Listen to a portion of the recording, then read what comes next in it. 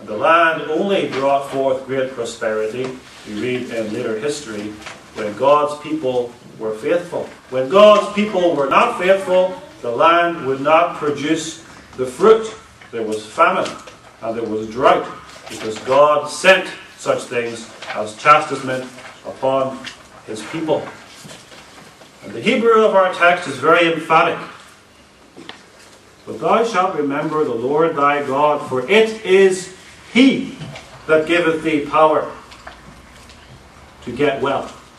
It is he, and he alone. Jehovah God gives the Israelite farmer the ability to grow his crops. He gives him the physical strength he requires. He gives him the mental strength he requires. He gives him the emotional strength he requires. The ability to farm and to produce crops comes from Jehovah God. There are no so-called natural abilities which do not come from Jehovah God. All such abilities come from him. And we must thank him for all abilities which we have, and use all of those abilities, no matter how small they may seem to us, in the service of God and his kingdom, and to glorify his holy name. Fact is, an Israelite farmer could not grow even one fig or breed one sheep without the power of God. And Israel must be conscious of that. And this call to remember is all the more urgent because of Israel's tendency to forget, and our tendency to forget. Moses warns Israel, you are going to forget. Take heed lest you forget. I know you're going to forget.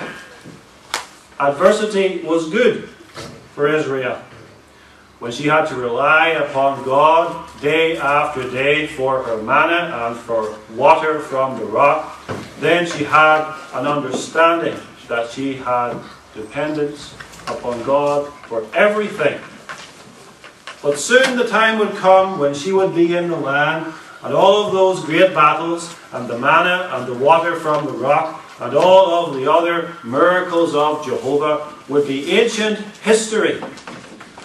And she would forget. And she would forget to tell her children about these great miracles of God. She would no longer mention these things and no longer praise God for these things.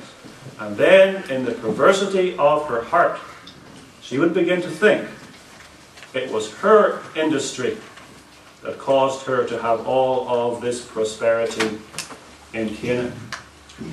And that's the warning of this chapter. Verse 17. And thou say in thine heart, my power and the might of mine hand hath gotten me this wealth.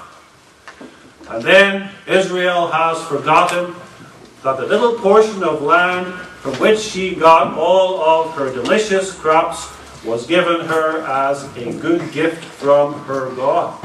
And she has forgotten that that piece of land used to belong to the Canaanites, who are described in Deuteronomy as 7 nations mightier than Israel. And God dispossessed the Canaanites in favor of his own people. And if God had not remembered his people in love, she would still be building pyramids for the Egyptians. She shall not say, my power and my wealth have given me this land. This is a warning to us too, because in our sinful nature we are perverse. The more prosperous we are, the more we are inclined to forget God and to be thankful to God. Adversity and affliction are good for Christians. Then we are conscious of our need for God. But when we have eaten and are full, as Israel would eat and be full, then we have the tendency to forget God, who has filled us with good things. And when God gives us prosperity, we are tempted to make an idol out of it, to trust in it and to serve it, and not to serve the God who gave it. Prosperity is a good gift, but when God gives us prosperity, He's giving it to those who are usually unable to handle it. We misuse it. It's difficult for us to pray, "Give us this day our daily bread." When we open up our cupboards, and our cupboards are full of bread and all kinds of delicacies besides. And when our cars are full of fuel, and our cupboards are full of good clothes and all the rest, and our bank account is bursting with money, it's very difficult to have that dependence upon God. Then we have forgotten, as Israel forgot, that all of that prosperity comes as a gift from God alone. We tend to misuse prosperity. We tend to use it to serve sin and not to serve God. We are like a miserable beggar who has absolutely nothing.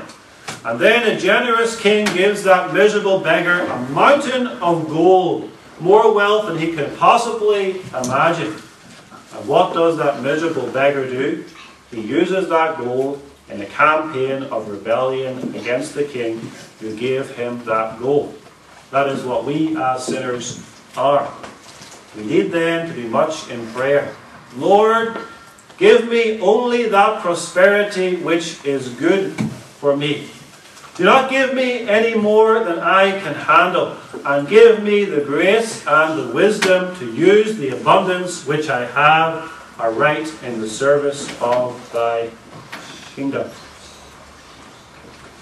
What is this prosperity of the text? What is this wealth of verse 18?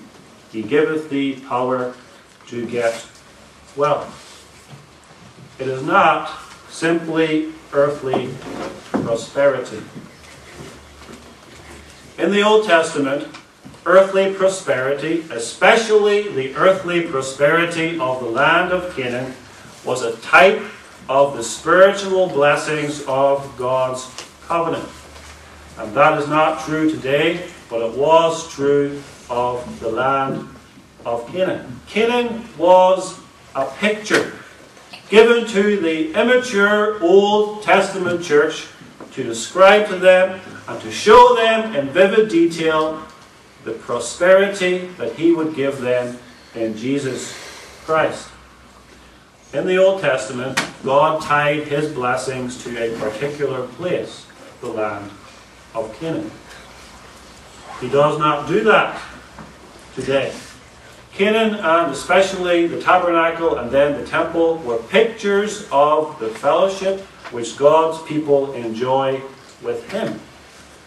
But in the New Testament, wherever God's people worship Him in spirit and in truth, is the place where He blesses them.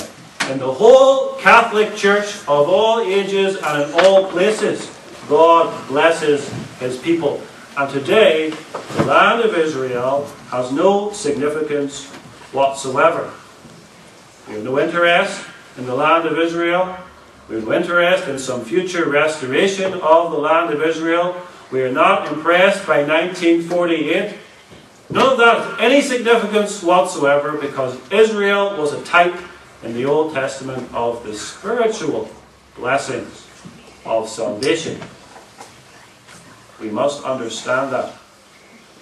When we think that prosperity in the Old Testament was primarily earthly and not spiritual, as sometimes the Old Testament people of God did, then we fall into grievous errors.